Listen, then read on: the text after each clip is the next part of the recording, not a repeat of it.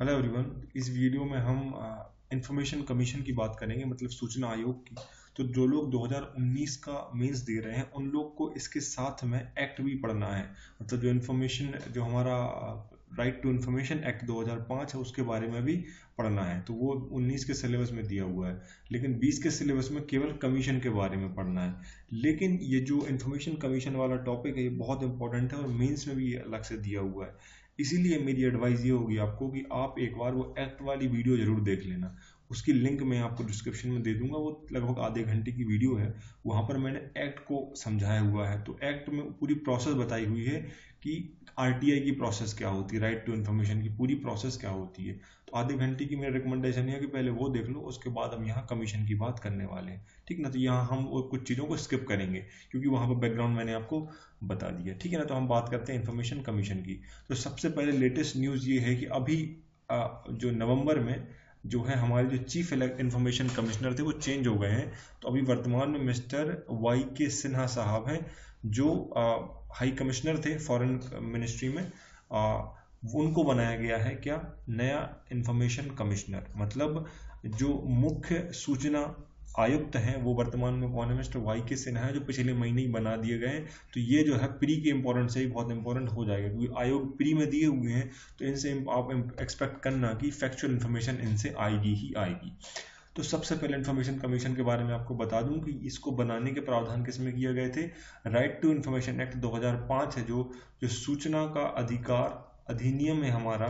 सूचना का अधिकार अधिनियम है 2005 में जो बना था, उसमें प्रावधान किया गया था कि क्या किया जाएगा, एक आयोग बनाया जाएगा और वो आयोग की सारी शक्तियां जो थी वो इलेक्शन कमिश्नर के जैसी शक्तियां दी गई थी। तो सेंट्रल इंफॉर्मेशन जो कमीशन होता है उसका जो चीफ होता है उसकी सारी शक्तियां चीफ इलेक्शन कमिश्नर के जैसी होती हैं और बाकी जो कमिश्नर्स होते हैं उनकी सारी जो पावर्स हैं वो जो एडिशनल इलेक्शन कमिश्नर्स होते हैं उनके जैसी होती है। ठीक है ना। ये तब से लेके अब तक बना रहा था, कब तक, 2019 तक। 2019 में सरकार ने जो है इसमें क्या कर दिया, सुधार कर दिया गया। तो वो सुधार क्या हुए थे, अमेंडमेंट क्या हुए, उसके बारे में आगे बात करेंगे। ठीक है ना। तो आपको याद रखना है कि चीफ इलेक्शन इंफॉर्मेशन जो कमीशन है ये 2005 को इस्टेब्लिश किया गया था क्योंकि 2005 में एक्ट पास हुआ था। इसका रोल क्या है, तो रोल पढ़ लो आप। रोल क्या लिखा हुआ है, to play an important role in maintaining transparency in the system of the governance which is essential in the democracy। तो लोकतंत्र को बनाए रखने के लिए जो जानकारी होती है उनको ट्रांसपेरेंट रखना बहुत जरूरी है। सरकार को सारी जानकारी आम आदमी से, जनता के साथ शेयर करनी चाहिए। ये एक डेमोक्रेसी का इंपॉर्टेंट पिलर होता है। ठीक है ना। क्योंकि अगर ट्रांसपेरेंसी बढ़ती है तो जो दूसरे इश्यूज होते हैं जैसे कि करप्शन है, नेपोटिज्म है, ऑपरेशन है और जो मिसयूज ऑफ पावर है, अब्यूज ऑफ अथॉरिटी है, उन सबको चेक किया जा सकता है। तो आपको पता होगा बहुत सारे लोग आरटीआई एक्टिविस्ट कहलाए जाते हैं। ठीक ना। आरटीआई एक्टिविस्ट क्या होते हैं, जहां भी डाउट होता है कि इस सेक्टर में घोटाला हो रहा है तो ये इन्फॉर्मेशन कलेक्ट करते हैं और आरटीआई फाइल करते हैं और मिनिस्ट्री में जानकारी मांगते हैं और ये जानकारी मांग के इकट्ठे करते हैं और फिर मीडिया वालों से मिलकर एक्सपोज कर देते हैं कि यहाँ पर घोटाला हो रहा था। इस तरीके से जो है आरटीआई काम कर रही है। आरटीआई क्या प्रोसेस होती है वो उस एक्ट में मैंने समझाई हुई थी। ठीक है ना। तो इस तरीके से देखें आप तो आरटीआई बहुत, ये जो है एक्ट बहुत इंपॉर्टेंट हो जाता है। तो इससे रिलेटेड आप कभी ऐसे लिखें तो वहां पर भी आप जो है इसका जो मेंशन जरूर करें कि आरटीआई को ने क्या चेंजेस लाए हैं। ठीक है ना। बहुत सारे घोटाले हैं जो आरटीआई के बेस पे पकड़े गए हैं, जानकारियां बाहर आई हैं। ठीक है। यही बात हिंदी में भी लिखी हुई है कि पारदर्शिता बनाए रखने के लिए बहुत इंपॉर्टेंट है, जो लोकतंत्र के लिए बहुत आवश्यक है। ठीक है ना। और जो इश्यूज होते हैं, भ्रष्टाचार है, भाई भतीजावाद, उत्पीड़न अधिकार के दुरुपयोग की जांच इसके द्वारा की जा सकती है, ये हमको पता होना चाहिए। ठीक है ना। अब मैं आपको स्ट्रक्चर बता देता हूँ। सबसे पहले मैं आपको हिस्ट्री समझा देता हूँ कि ये जो है इसकी हिस्ट्री क्या रही है। ठीक है ना। उसके बारे में हमको पता होना चाहिए। आपको पता होगा दोस्तों 1975 और में जो है 1975 में क्या हुए थे, इलेक्शंस जब हुए थे तो 1975 में इंदिरा गांधी जी का इलेक्शन के ऊपर केस लगा दिया गया था। कब लगा दिया गया था, 1975 में। उस केस का नाम था, ये रायबरेली से इलेक्शन लड़ी थी और उसमें प्राइम मिनिस्टर थी पहले से, तो उनको आरोप लगा गया था कि आपने शक्ति का दुरुपयोग किया है। मतलब आपने प्राइम मिनिस्टर रहते हुए अपनी पावर का इस्तेमाल किया है रायबरेली में चुनाव जीतने के लिए। तो इनके जो दूसरे कंटेस्टेंट थे उनका नाम था मिस्टर राज नारायण। क्या नाम था उनका, राजनारायण ने केस लगा दिया गया था इलाहाबाद हाई कोर्ट में। तो उसको राजनारायण वर्सेस इंदिरा गांधी या फिर Allahabad high court of UP कहा जाता है, ठीक है ना। ये केस का नाम था 1975 में। और इस हाईकोर्ट ने जांच करके पाया कि इंदिरा गांधी जी ने शक्तियों का दुरुपयोग किया है। उन्होंने क्या किया कर दिया था, इनका जो इलेक्शन था उसको कैंसिल कर दिया गया था, ठीक है ना। तो बाद में इंदिरा गांधी जी ने फिर ये आंतरिक अशांति के माहौल के चक्कर में 1976 में क्या कर दिया था, नेशनल इमरजेंसी लगा दी थी। तो वो केस था जिसने बहुत ही मेजर शिफ्ट किया, मतलब सरकार बदल दी। 1975 Rajnarayan versus state of UP 1975। इसके फैसले में सरकार ने ये कहा था कि बहुत सारी जानकारी जो होती है सरकार के पास, ये छुपाई नहीं जा सकती, जानकारी देनी होगी, ये उनकी जिम्मेदारी है। इस केस में आउटकम के रूप में दिया हुआ था, क्योंकि गवर्नमेंट जो है इंटरनल मैटर करके जानकारी छिपा रहा था इलेक्शंस की, कि इन्होंने शक्तियों का इस्तेमाल किया। लेकिन सुप्रीम कोर्ट ने बाद में पाया कि इन्होंने जो है अपनी शक्तियों का गलत इस्तेमाल किया है और जानकारी देनी ही चाहिए। तो पहली बार ऑफिशियली हाई कोर्ट ने जब स्टैंड, ये सुप्रीम कोर्ट का स्टैंड है कि सरकार को महत्वपूर्ण मुद्दों की जानकारी आम आदमी को, मीडिया को और ओपनली लोगों को देनी चाहिए। तो ये पहली बात थी जब इंफॉर्मेशन की राइट की बात की जा रही है कि देनी चाहिए। इसके बाद जो देखो, आपको पता होगा 1990 के दौर में देखो बहुत आंदोलन हुए थे राजस्थान में, ठीक, कहाँ आंदोलन हुए? तो 1900 राजस्थान में। और उनके एक जो श्रमिक आंदोलन चला था बहुत ज़्यादा 1990 के दौर में, क्या चला था, लेबर जो है उनके यूनियंस बने थे, उन्होंने बहुत रिवोल्ट किया था, श्रमिक आंदोलन कहते हैं। और उनकी लीडर थी मिसेस अरुणा शौरी, क्या नाम था उनका, अरुणा शौरी के नेतृत्व में जो है राजस्थान में बहुत काम हुए थे। और लोगों ने बहुत डिमांड की, तो सरकार ने जो 1997 में जो है 1997 में सरकार ने जो है, एक मिनट अरुणा राय था, अरुणा राय जी के नेतृत्व में जो है उन्होंने नेतृत्व हुआ था। और फिर सरकार ने जो है HD शौरी कमेटी का गठन किया था, कब, 1997 में। 1997 में सरकार ने क्या कर दिया, HD शौरी कमेटी का गठन कर दिया। क्यों? क्योंकि राजस्थान में बहुत ज़्यादा डिमांड हो रही थी अरुणा राय जी के नेतृत्व में। उन्होंने श्रमिक आंदोलन चलाए थे वहाँ, किसान व श्रमिक आंदोलन, किसके लिए कि सरकार जानकारी पूरी शेयर नहीं करती है। तो 1997 में सरकार ने उसकी जांच के लिए कमेटी बना दी, इसका नाम था HD शौरी। इसकी रिकमेंडेशन के बाद 2005 में जो है सरकार ने राइट टू इन्फॉर्मेशन जो एक्ट है हमारा, ये एक्ट ला दिया कब, 2005 में। तो ये बैकग्राउंड है जो आपको अच्छे से याद रखना है, ठीक है ना। 1975 का जो लैंडमार्क केस है, इसको Rajnarayan versus state of UP कहते हैं, वर्सेस इंदिरा गांधी केस भी कहते हैं, 1975 का। इसमें पहली बार सुप्रीम कोर्ट ने कहा कि जानकारी देनी पड़ेगी। 1990 में अरुणा राय जी के नेतृत्व में राजस्थान में श्रमिक और किसान आंदोलन चलाए गए, जिसकी जांच के लिए बाद में सरकार ने 1997 में HD शौरी का गठन किया। इसकी रिकमेंडेशन थी और उसकी रिकमेंडेशन सरकार ने मान के 2005 में RTI एक्ट लागू कर दिया गया। तो ये आप यहाँ पे पढ़ लो, ये बात मैंने वहाँ पर एक्ट में भी बताई हुई है, ठीक है ना। सूचना अधिकार की मांग से कहा राजस्थान में उठी थी, उसकी जांच के जन आंदोलन चलाया गया। और एक मजदूर किसान शक्ति संगठन, ठीक है ना, मतलब लेबर एंड फार्मर्स जो पावर यूनियन है उसका गठन किया, वो उसका संगठन था जो, जिसकी नेतृत्व कौन थी, मिसेस अरुणा राय थी। इन्होंने जन सुनवाई कार्यक्रम की शुरुआत पूरे देश में की थी। सरकार ने फिर HD शौरी का गठन किया, दे एस्टेब्लिश्ड HD शौरी कमेटी 1997, जिन्होंने जो है सबसे पहले राइट टू इन्फॉर्मेशन का एक ड्राफ्ट किया। सरकार ने 12 मई 2005 को जो है इसको एक्सेप्ट कर लिया और फाइनली 12 अक्टूबर से ये लागू है। कब से? 12 अक्टूबर, डेट याद रखना, लास्ट क्या है, 12 अक्टूबर 2005, इसको आप अच्छे से याद रखना। उस समय जम्मू कश्मीर में लागू नहीं था, अभी रिसेंटली सरकार का नोटिफिकेशन आया था कि एक सैंपल नोटिफाई करके जम्मू कश्मीर में लागू कर दिया जाएगा, ठीक है ना। इसमें 6 अध्याय और 31 धारा है, मतलब 6 सेक्शंस हैं और उसके 6 चैप्टर्स हैं और 31 सेक्शंस ये दिए हुए हैं। तो एक्ट में मैंने बताए हुए हैं। इसके बाद आ जाओ, ये मैंने आपको पृष्ठभूमि बता दी कि पृष्ठभूमि क्या है। उत्तर प्रदेश बनाम राजनारायण केस जो हुआ था कब, 1975 में।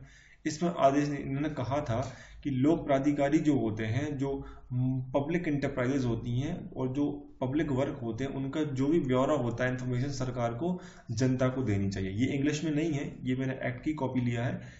उस समय मैंने केवल हिंदी में पढ़ाया था उसको, तो हिंदी में है लेकिन आपको समझ में आ जाएगा। तो कोई ऐसा टर्म्स नहीं है, और टर्म होते तो मैं उसको इंग्लिश बता दूंगा, ठीक है ना। तो ये वहाँ पर बोला था कि जितनी भी पब्लिक इंटरप्राइजेस है, पब्लिक सेक्टर है और पब्लिक इंटरप्राइजेस है, उनको सारी इन्फॉर्मेशन क्या होगी, पब्लिक करनी चाहिए, ऐसा इस केस में कहा गया था। 19A में भी जो फ्रीडम एक्सप्रेशन की बात की गई है, ठीक है ना, वहाँ पर भी कहा गया कि नाम उसमें सूचना का अधिकार उसी के अंतर्गत आता है, क्योंकि मीडिया भी इसी के अंतर्गत आती है, मीडिया को भी शक्ति इसी 19A से मिलती है, ठीक है ना। इसके अलावा एक और प्रॉब्लम क्या होती है कि जो भी सरकार से इंफॉर्मेशन मांगी जाती है, सरकार बोलता है कि नहीं, जो ऑफिशियल सीक्रेट एक्ट है 1923 का, जिसको हम कहते हैं शासकीय गोपनीयता अधिनियम, ये लाया गया था कि सरकार की जो महत्वपूर्ण जानकारी है वो सरकार किसी को नहीं देगी, छुपा के रखेगी। तो ये एक्ट वर्सेस आरटीआई जानकारी निकालता है बाहर, और ये ऑफिशियल सीक्रेट एक्ट जो है ये जानकारी छुपाता है। तो अब जो सेकंड एआरसी कमीशन बना था, उस सेकंड एआरसी कमीशन बना था जो वीरप्पा मोइली की चेयरमैनशिप में बना था, उसने रिकमेंडेशन किया था कि अब हमको ऑफिशियल सीक्रेट एक्ट की कोई सी भी जरूरत नहीं है, इसको निरस्त कर देना चाहिए।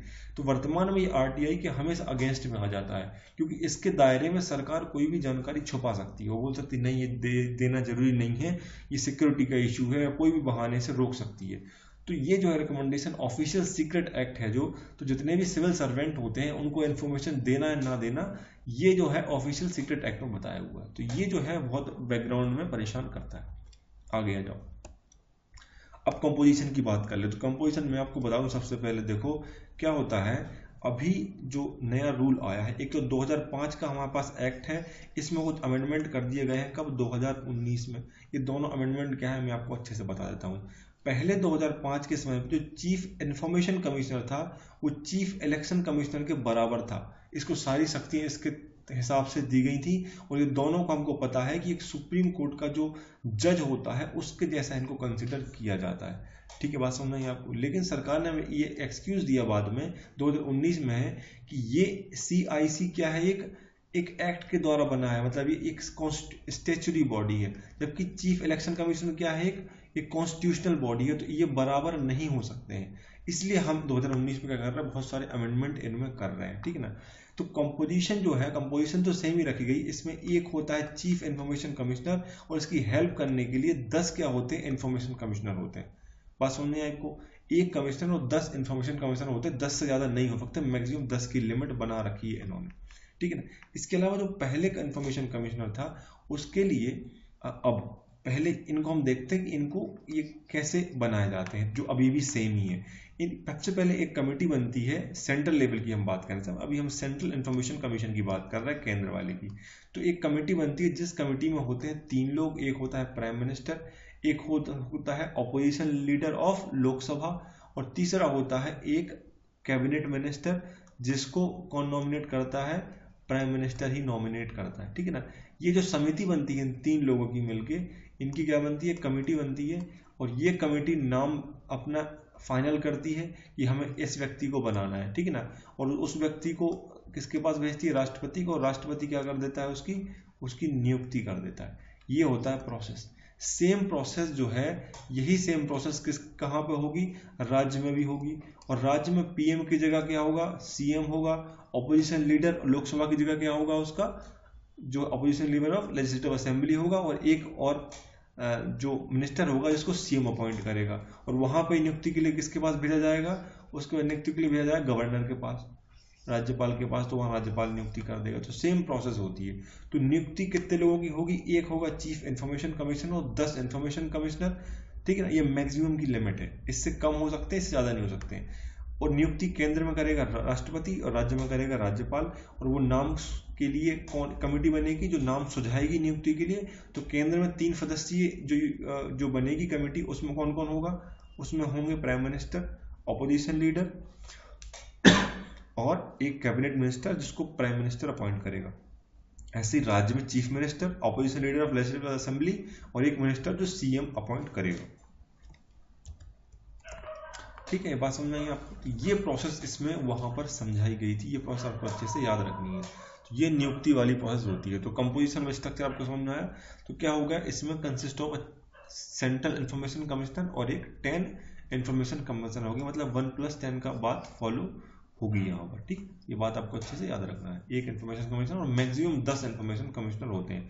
अपॉइंटमेंट कैसे होगा, तो अपॉइंटमेंट जो केंद्र में है वो किसके द्वारा होगा, राष्ट्रपति के द्वारा, मतलब प्रेसिडेंट के द्वारा होगा। राज्य में किसके द्वारा होगा, गवर्नर के द्वारा या फिर राज्यपाल के द्वारा होगा। तो इनके पास नाम कौन भेजेगा, एक समिति भेजेगी, ठीक है ना। यहाँ पर भी एक समिति बनाई जाएगी और यहाँ पर भी क्या होगा, एक समिति बनाई जाएगी, एक कमेटी बनाई जाएगी। कमेटी में कौन कौन होगा? एक प्राइम मिनिस्टर होगा, लीडर ऑफ अपोजिशन होगा, अपोजिशन लीडर होगा, और तीसरा कौन होगा? एक और कैबिनेट मिनिस्टर होगा। ये 3 लोग मिलकर एक नाम सुझाएंगे किसको? राष्ट्रपति को। राष्ट्रपति क्या कर देगा? उसकी अपॉइंटमेंट कर देगा, ठीक है ना। ऐसी गवर्नर के टाइम पे यहाँ एक चीफ मिनिस्टर होगा, ठीक है ना, और उनका अपोजिशन लीडर होगा, और तीसरा क्या होगा? एक और कैबिनेट मिनिस्टर होगा, जो कौन अपॉइंट करेगा? सीएम अपॉइंट करेगा। ये 3 लोग मिलकर नाम भेजेंगे किसको? गवर्नर उसको अपॉइंटमेंट कर देगा। बस ये आपको ये प्रोसेस फॉलो होता है। कंपोजिशन आपको अच्छे से याद रखनी है। कि 10 इसलिए बनाए जाते हैं क्योंकि अलग अलग राज्यों का बहुत ज़्यादा काम होता है। तो एक इन्फॉर्मेशन कमिश्नर को दो राज्य दे देते हैं। एक राज्य दे लो, एक यूटी ले लो, तुम उस एमपी यूपी का संभाल लो, दूसरा इन्फॉर्मेशन जो है बिहार झारखंड और उड़ीसा को संभाल लेगा। इस तरीके से काम बांट देते हैं। वो सारे के सारे जो है चीफ को रिपोर्ट करते हैं। ये बात आपको अच्छे से याद रखनी है। अब जो है ये एक सांविधिक निकाय है, मैंने आपको बता दिया, स्टैच्यूटरी बॉडी है। संरचना ये हो सकती है जिनमें अधिकतम संख्या 10 हो सकती है। केंद्र में कैसे होगा? राष्ट्रपति के द्वारा नियुक्ति होती है, समिति गठित होती है। इसमें प्रधानमंत्री लोकसभा विपक्ष का नेता और प्रधानमंत्री द्वारा मनोनीत कैबिनेट मंत्री होता है। राज्य में वही बात, राज्यपाल होगा, मुख्यमंत्री होगा, विधानसभा विपक्ष का नेता होगा और कैबिनेट मंत्री होगा। इस तरीके से अपॉइंटमेंट कर दिया जाएगा। अब याद रख लो, देखो कार्यकाल जो है ये 5 वर्ष और 65 वर्ष दिया हुआ था 2005 के एक्ट में। सरकार ने 2019 में इसमें अमेंडमेंट कर दिया गया, ठीक है ना। तो पहले 2005 को समझ लो उसमें क्या था, ये बात मैंने वहाँ एक्ट में समझाई हुई है। तो ये कुछ प्रोविजंस भी आप याद रख सकते हो, आपको लिखने के लिए काम आएंगे। 2019 के मेंस वालों के लिए तो ज़्यादा ही इंपॉर्टेंट है। 2020 वालों के लिए केवल फैक्चुअल तरीके से याद रखना है। प्री में भी थोड़ा बहुत काम आ सकती है अगर आप चाहो तो सबसे पहले जो एक्ट है उसमें उसके जो सेक्शन 12 है, ये इसको सेक्शन काउंट करेंगे हम। सेक्शन 12 में बताया गया है कि एक सूचना आयोग होगा केंद्र में, और 15 में बताया गया है कि एक सूचना आयोग होगा स्टेट में। वही सेम कंपोजिशन होगी, वही सब कुछ होगा, काम वही सेम होंगे, जुरिसडिक्शन की बात अलग रहेगी, ठीक है ना। इसमें कोई चेंजेस नहीं हुए हैं 2005 में, वैसा है आज ही वैसे ही बना हुआ है। 2000 धारा सेक्शन 12 का उपयोग करके केंद्र में बनेगा, 15 के द्वारा राज्य में बनेगा। पदावधि और सेवा शर्तें होती हैं, मतलब जो टर्म्स होते हैं, सर्विस कंडीशंस होती हैं। टेन्योर एंड सर्विस कंडीशन इसको इंग्लिश में कहेंगे हम, टेन्योर एंड सर्विस कंडीशन। इसमें सरकार ने, यहाँ मैंने स्टार लगाया हुआ, देखो स्टार का मतलब ये है कि 2019 में जो अमेंडमेंट हुए हैं, राइट टू इन्फॉर्मेशन अमेंडमेंट 2019 के द्वारा इसको चेंज किया गया है। तो सरकार ने ये एक्सक्यूज दिया था कि इलेक्शन कमिश्नर के बराबर हमको नहीं रखना है क्योंकि ये स्टैच्यूटरी बॉडी है। तो 13 के द्वारा सेंट्रल में चेंज किया है और 16 में अमेंडमेंट करके राज्य में चेंज किया है। इन्होंने जो पहले कार्यकाल 5 साल का दिया हुआ था, 5 साल से घटा के अब इन्होंने कर दिया है कितना? 3 साल और 65 वर्ष। 65 वर्ष की उम्र तक 3 साल का कार्यकाल।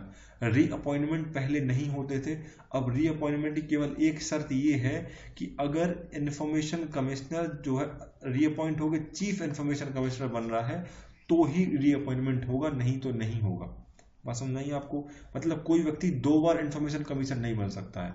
वो इन्फॉर्मेशन कमिश्नर तभी बनेगा जब इससे प्रमोट होकर वो चीफ बन रहा होगा, मतलब डिपार्टमेंटल प्रमोशन अलाउड है। इसके अलावा जो है अपनी ही पोस्ट पर दोबारा रीअपॉइंटमेंट नहीं होगा, ये बात याद रखना। तो ये अमेंडमेंट किस में किया है? सेक्शन 13 के द्वारा सेंट्रल इंफॉर्मेशन कमीशन में, और सेक्शन 16 के द्वारा स्टेट इंफॉर्मेशन कमीशन में किया गया है। बाकी के सारे सेक्शन सेम है, कोई दिक्कत नहीं है। ये तो कार्यकाल जो टेन्योर है 5 से 3 कर दिया गया है। आयुक्तों को हटाए जाने की कंडीशन धारा 14 में दी है, 17 में दी है।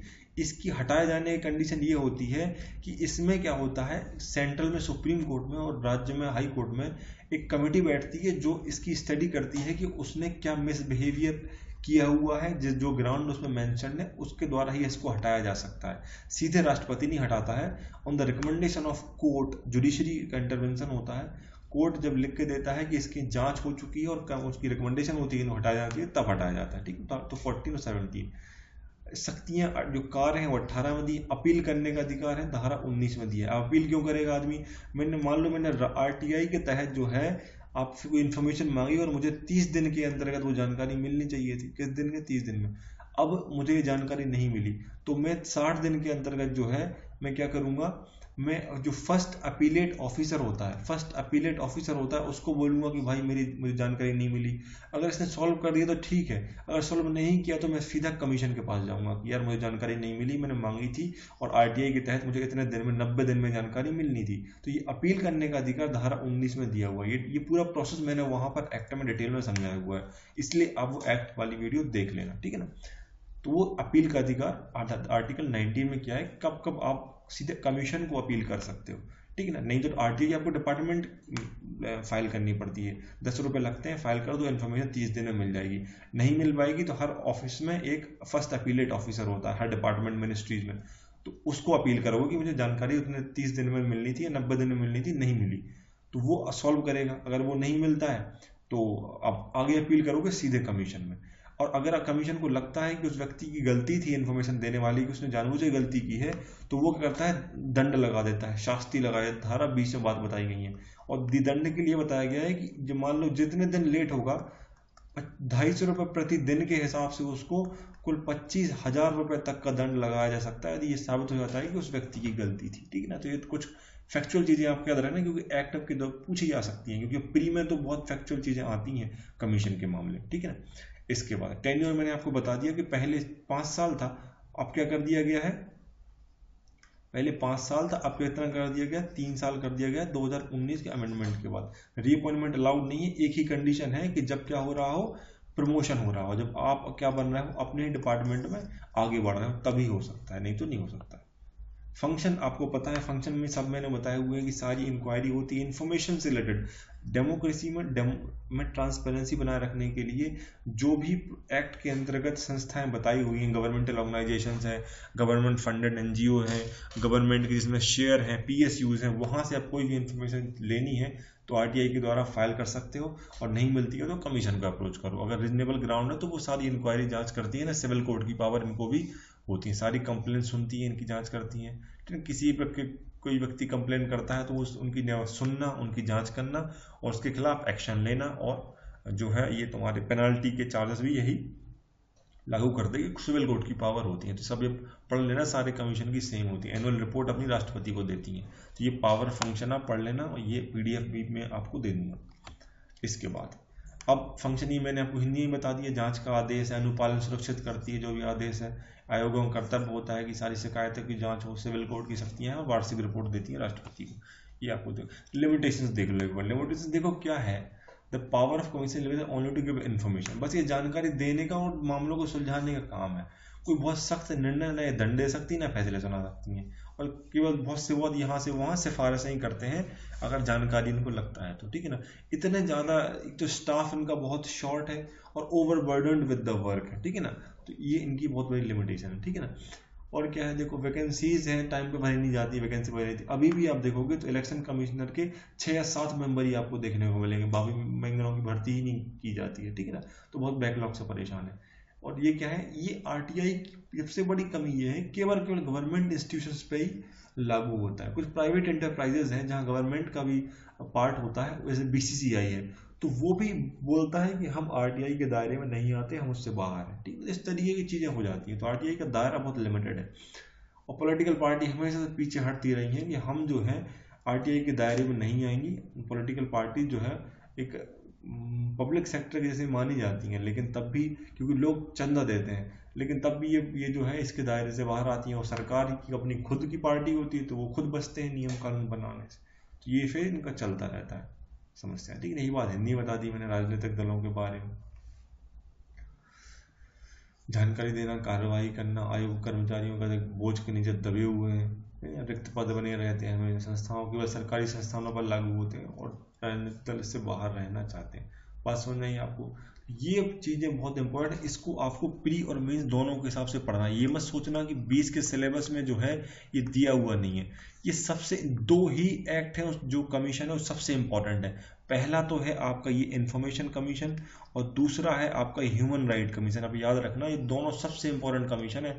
तीसरे पे आता है आपका वुमन कमीशन। ये 3 इतने अच्छे से पढ़ लेना।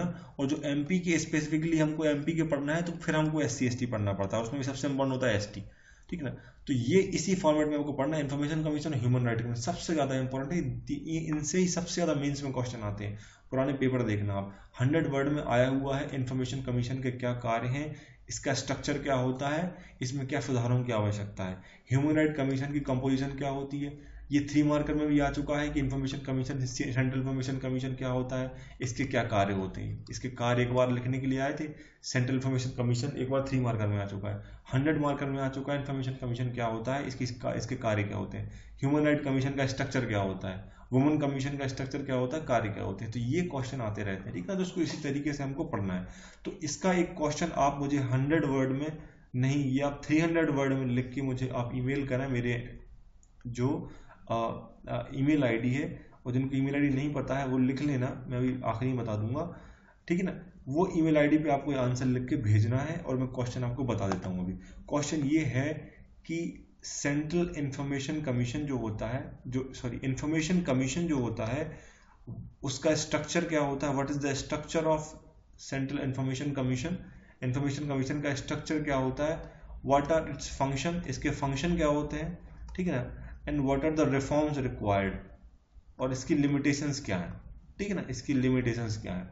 ये क्वेश्चन आपको 300 वर्ड्स में लिख के मुझे भेजना है। ईमेल आईडी है civil services aspiration@gmail.com, civil services aspiration@gmail.com, ये मैं डिस्क्रिप्शन में लिख दूंगा। इस पे आप 300 वर्ग में इसका आंसर लिख के भेजेंगे कि इन्फॉर्मेशन कमीशन क्या होता है, इसका स्ट्रक्चर क्या है, इसके फंक्शन क्या है, और इसकी लिमिटेशन क्या है। ईमेल आईडी पे आप मेल करेंगे तो मैं चेक करके आपको बता दूंगा 15 मार्कर के हिसाब से इसमें आपने कैसा लिखा है। बात समझ में आई। तो ये आपको याद रखना है। प्रैक्टिस क्वेश्चन कुछ हम कर लेते हैं। सबसे पहले पहला क्वेश्चन ये इंग्लिश में, हिंदी में बता दूंगा कि who appoint the chief minister, chief information commission and other member, कौन अपॉइंट करता है, ठीक ना। अब बताइए आप, president only, appointment by the president on the order of a committee formed by the chairmanship of prime minister, chief justice of the supreme court और none of the above. तो हमको पता है, अच्छे से पढ़ा है जब से हम गा रहा हूँ कि बी इसका करेक्ट आंसर है, ठीक है ना। Second question, who not include in the committee, कौन कौन इंक्लूड नहीं होता है, prime minister of India, president of India, leader of opposition और वन कैबिनेट मिनिस्टर। तो कौन नहीं होता है, प्राइम मिनिस्टर नहीं, प्रेसिडेंट नहीं होते हैं। ये क्या करते हैं, सीधे नियुक्ति करते हैं, उन द कमिटी रिकमेंड करती है ये 3 लोगों की, ठीक है ना। तो ये सही आंसर क्या होगा, B is not included. Next question, who can remove the chief minister commission and other commissioner from their post, कौन रिमूव कर सकता है, प्राइम मिनिस्टर कर सकता है क्या, चीफ जस्टिस कर सकता है। If supreme court findings are correct the president can remove, बिल्कुल सही। तीसरा मैंने बताया कि जांच कर लेते हैं और रिपोर्ट बता के देते हैं अगर सही है तो। Next question, which of the following statement is correct about the chief information commission, कौन सा करेक्ट है। The committee comprising of prime minister, leader of opposition and Lok Sabha and chief justice of supreme court appoint CIC, और दूसरा है CIC is eligible for reappointment. बताओ अब क्या है। तो पहला तो गलत हो गया क्योंकि चीफ जस्टिस तो होते ही नहीं है कमेटी में, ये गलत हो गया। दूसरा, री अपॉइंटमेंट भी नहीं होते, तो none is the correct answer, कोई सा भी गलत सही नहीं है, दोनों गलत है। Next, which of the following article is envisaged to establish the Central Information Commission, कौन से आर्टिकल में जो है सेंट्रल इंफॉर्मेशन कमीशन की बात कही गई है।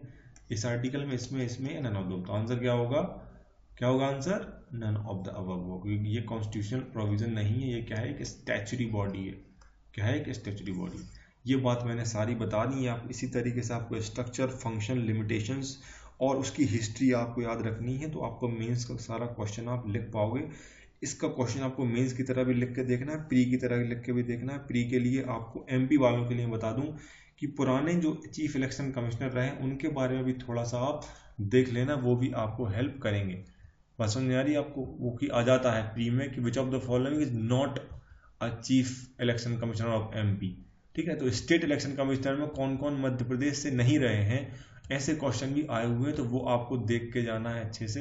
फैक्चुअल चीज़ें, बाकी फैक्चुअल चीज़ें जो जरूरी थी वो मैंने बता दी है, वो एक्ट वाली वीडियो भी देख लोगे आप, तो आपको ये इन्फॉर्मेशन कंप्लीट हो जाएगा। कुछ करंट अफेयर वाला पोर्शन देख लेना। एक मैंने बता दिया कि अभी लेटेस्ट अपॉइंटमेंट हुआ है। अभी तक सेंट्रल इन्फॉर्मेशन कमीशन में केवल 2 महिलाएं रही हैं, उनके नाम आप देख लेना, विकिपीडिया पर दिए हुए हैं, ठीक है ना।